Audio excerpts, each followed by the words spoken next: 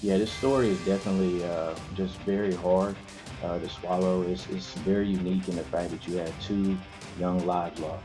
A senseless double murder sends shockwaves across the nation when two recent college graduates are shot and killed over the weekend. Relationships and domestic situations can be very, very flammable. It may be best to report it to authorities and let an investigation get started rather than having to deal with the tragedy. On Saturday, March 16th, police in Miami-Dade, Florida responded to a shots fired call. When they arrived at the scene, first responders found 25-year-old Meghan Moore outside, suffering from a gunshot wound. Seconds later, they heard other shots coming from inside the condo. There, they found 23-year-old Sidney Capolino, who had also been shot. Detective Eric Barnes says as soon as the shots fired call came in, first responders sprung into action. Typically, when you have a shots fired call, that call is going to take precedence over any other call that you have, just because you want to neutralize any threat that still may be present and you want to minimize the loss of life. So, any available officer that's in the area is going to be going to that call. So they arrive to the scene and they find one woman outside with a gunshot wound. And then they hear shots coming from inside while they're on the scene.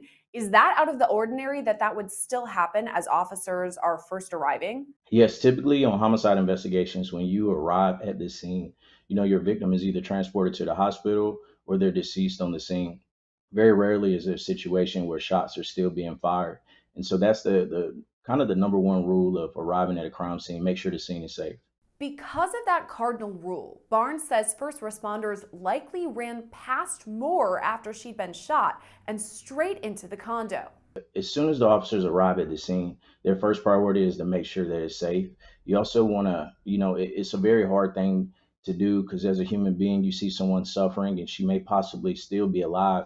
But in order for you to be able to provide the help and service that she needs, you have to make sure that the scene is safe. So you have to make sure if there's a threat there that you take care of the threat. Both victims were former teammates on the New England College women's ice hockey team. Moore played 62 games with the team over 3 seasons, and Capolino played 79 games in 4 years. A statement released from New England College reads in part, quote, Meghan and Sidney were known to many on campus, and we are deeply saddened by this devastating news.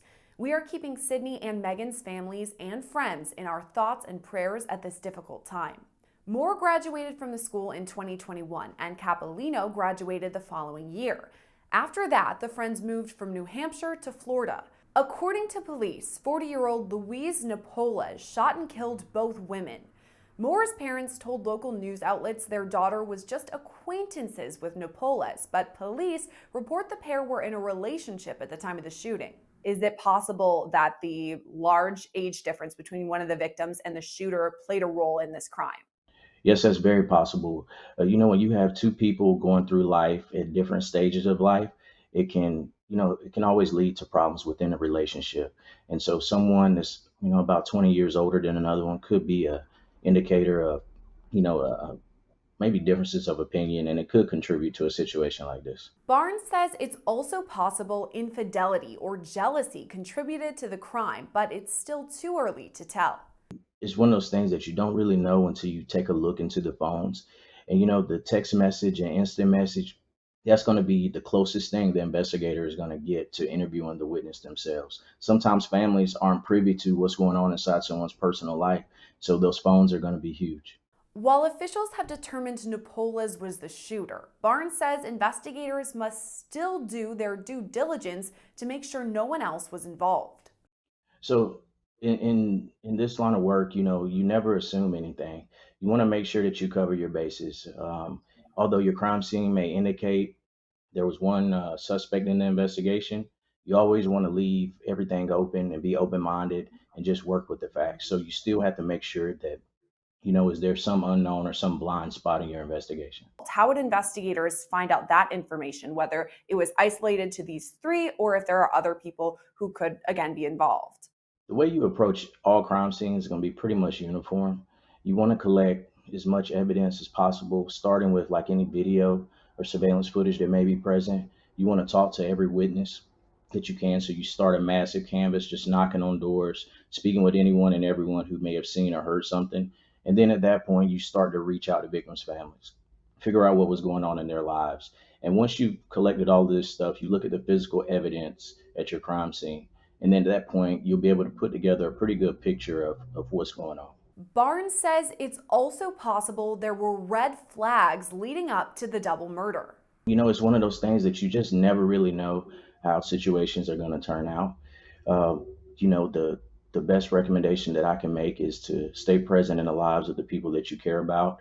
And if there is something that you think sounds a little strange, it may be best to report it to authorities and let an investigation get started rather than having to deal with a tragedy. I think relationships and domestic situations can be very, very flammable.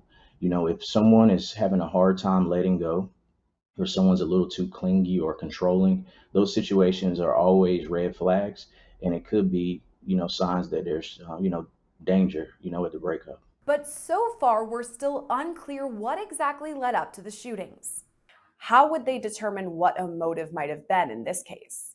I think the motive, in any case, is one of the most significant things. Unfortunately, all the individuals that were involved in this incident are deceased. So investigators will have to work to figure out what the why is. And the only way to determine what the why is by speaking with the loved ones of the victims, just trying to figure out what it was that, could have possibly led to this. Maybe coworkers and also maybe neighbors. Neighbors would be a great indicator of what the patterns were, the people that lived at the apartment. Have they heard any arguments going on there? Just what was the day-to-day life like of the individuals that are now deceased. Will investigators also be looking to find whether this was a crime of passion, like heat of the moment, or if this was something that was premeditated? I think that investigators will work to try to figure out what caused it. I know they will probably take a deep dive into the electronic aspect of this. Most people today live off cell phones and social media. So I would be interested into, was there any messages on the social media or any text messages that went back and forth prior to the suspect showing up? And I think that the motive of, what caused this is huge because the family's going to want to know.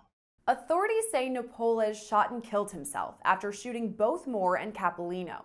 As the investigation continues, officials will talk to those closest to him and the victims. At this point, since the person of interest or suspect is deceased, the detectives and investigators are pretty much working for the families. They're working to close any gaps of information and just figuring out the why this happened. And so once they're able to check the boxes and determine why this happened, the investigation itself is over with. And if someone watching finds themselves in a domestic violence situation with a partner or a friend, whatever it may be, what are things that they should do to protect themselves? I would say someone that is dealing with a domestic situation, the best thing that they could do is to think for themselves and to think about their own safety and well-being. Sometimes situations like this can turn flammable overnight. It can, one argument, one text message, and it just turns to an unpredictable situation. And sometimes things move really fast. So the best thing to do is just to kind of get distance from those situations and to put yourself in a safe and positive situation. While New England College is currently on spring break, a spokesperson for the school says there are still counselors available for students in need and suffering from the loss. Reporting for Law&Crime, I'm Gillespie.